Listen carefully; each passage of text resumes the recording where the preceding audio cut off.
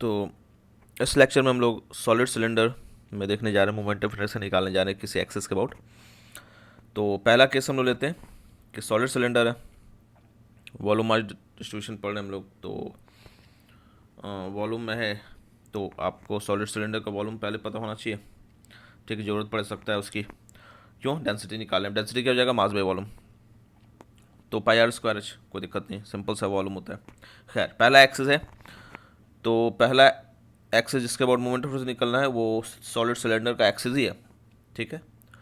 तो moment of inertia about the axis of solid cylinder, ठीक है। तो सॉलिड सिलेंडर का एक्सिस के अबाउट निकालना है मोमेंट ऑफ इनर्शिया हम लोग को। ये जो एक्सिस है इसका, ठीक है, कोई दिक्कत नहीं। मास एम है, रेडियस आर है। तो आप देखोगे सॉलिड सिलेंडर, क्या करो आप, ढेर सारा डिस्क रखते चलो, डिस्क, कोई डिस्क रखते चलोगे एक दूसरे के ऊपर एक दूसरे के ऊपर, तो वो सॉलिड सिलेंडर बन जाएगा। तो आप कह सकते हो कि infinite number of disc, thin disc से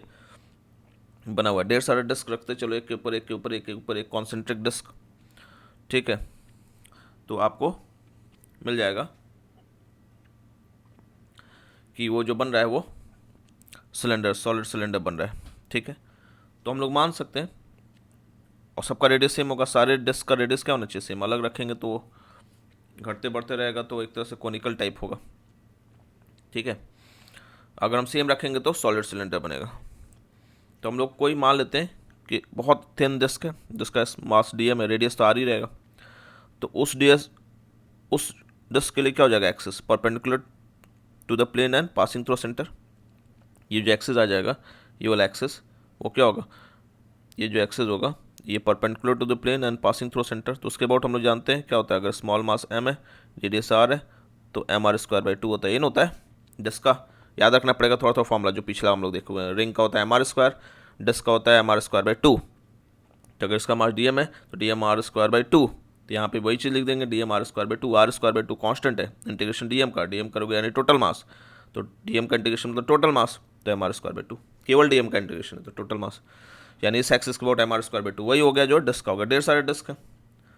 ठीक है, एक का मास एम है, स्मॉल एम है, एम आर स्क्वायर, जितने भी रहेंगे सब डिस्क ही हैं, उसी एक्सिस के अबाउट बात करते हैं m are square by 2, simple सा बात। हॉलो सिलेंडर था तो ring type, m are square. अब क्या किया हम लोग दूसरे केस में कि लेटा दिए, क्या किए, लेटा दिए। तो लेटा दिया यानी अब ऐसे कर दिए, सॉरी ये ऐसे कर दिए, ठीक है, इस एक्सिस के अबाउट। डिस्क तो लेना ही है, सॉलिड वाला केस आएगा तो डिस्क की टाइप ट्रीट करेंगे, अगर सर्कुलर टाइप है, कर्व्ड है तो ऐसे कोई अगर हम डिस्क ले लें तो ये डिस्क का ऐसे कुछ होगा, ठीक है, ऐसा कुछ ले लें ऐसे, तो ये डिस्क ऐसे होगा, ये थिकनेस ऐसा कुछ ले लें। तो ये डिस्क का जो ये एक्सिस, ये डायमीटर वाला, तो इसके पैरेलल हो गया ना ये एक तरह से। तो ये पैरेलल एक्सिस हम इन दोनों के बीच में लगा सकते हैं, समझ रहे कि नहीं बात को। हम लोग क्या किए, यहाँ पे एक डी एक्स विड्थ का कोई डिस्क लिए और ऐसे एक्सिस के पैरेलल पास करे, तो ये दोनों क्या हो गया आपका, पैरेलल एक्सिस थ्योरम लगा सकते हैं यहाँ पे। तो हम लोग क्या किए, एक्स डिस्टेंस पे डी एक्स विड्थ का एक डिस्क ले लिए, ऐसे था, यहाँ से एक्स डिस्टेंस पे डी एक्स विड्थ का एक डिस्क ले लिया, ठीक है, ऐसे डिस्क है, क्लियर है। अब ये जो हो जाएगा डायमीटर हो जाएगा। डायमीटर के बोर्ड क्या होता है, एम आर स्क्वायर बाई 4, याद है ना। अभी हम लोग देखे थे ऐसे था, परपेंडिकुलर प्लेन था तो एम आर स्क्वायर बाई 2, और डायमीटर के about m are square by 4, तो इसके about m are square by 4, ठीक है। अगर हम इसका मास डी एम लेते, रेडियस तो आ रही है, तो d m are square by 4 हो गया, ठीक। तो इसके अबाउट क्या हो जाएगा, इसका ये सेंटर मास वाला एक्सिस हो गया ना इस डिस्क के लिए। इस डिस्क को केवल देखो तो ये वाला एक्सिस सेंटर मास हो गया, ठीक है। तो डिस्क को केवल देखोगे तो डिस्क के लिए क्या हो गया तुम्हारा, सेंटर मास, तो ये एक्सिस बाहर हो गया, तो आई इक्वल टू क्या हो जाएगा, parallel axis theorem, I centre mass plus M D square, D की वैल्यू क्या है, एक्स, तो I equal to I centre mass plus M D square, ठीक है। एम मतलब यहाँ पे ये डी एम की बात हो रहा है, आई सेंटर मास। तो पहले हमको डी एम निकालना है, डी एम के लिए हमको क्या निकालना होगा, d v, rho d v. तो पहले रो निकाल ले, रो की वैल्यू क्या है, रो की value M by pi are square h, h की जगह यहाँ पे एल है, टोटल लेंथ क्या है एल, तो पाई आर,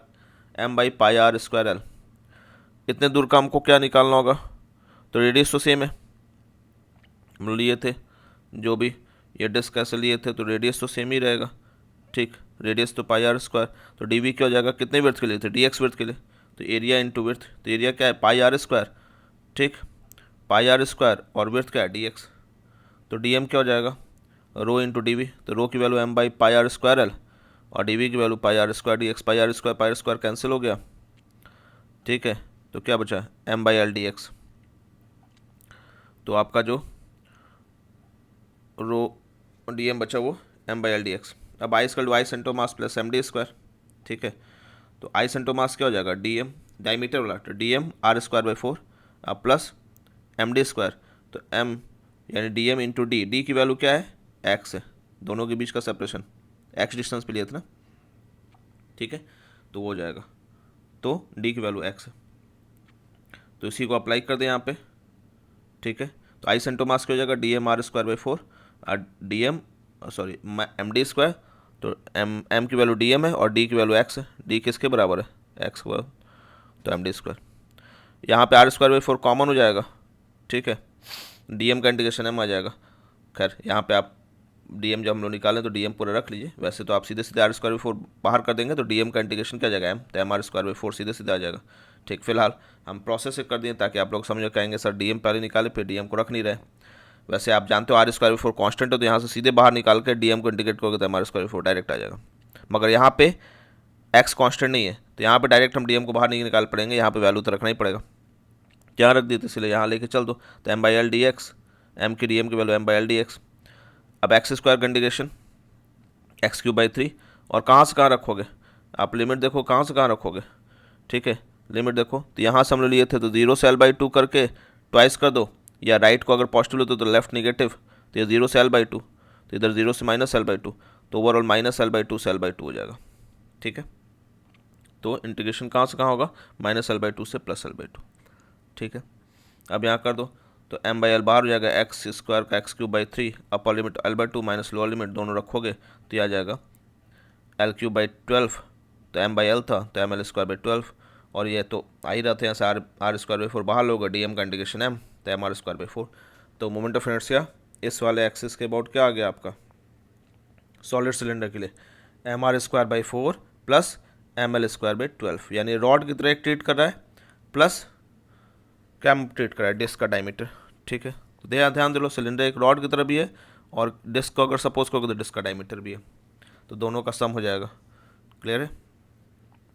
चलिए तो इस लेक्चर में यहीं तक, बाकी हम लोग नेक्स्ट लेक्चर में पढ़ेंगे, तब तक के लिए स्टे कनेक्टेड, अगले लेक्चर में हम लोग सॉलिड कोन को देखेंगे, ठीक है, तो ठीक है फिर नेक्स्ट लेक्चर में मिलते हैं, थैंक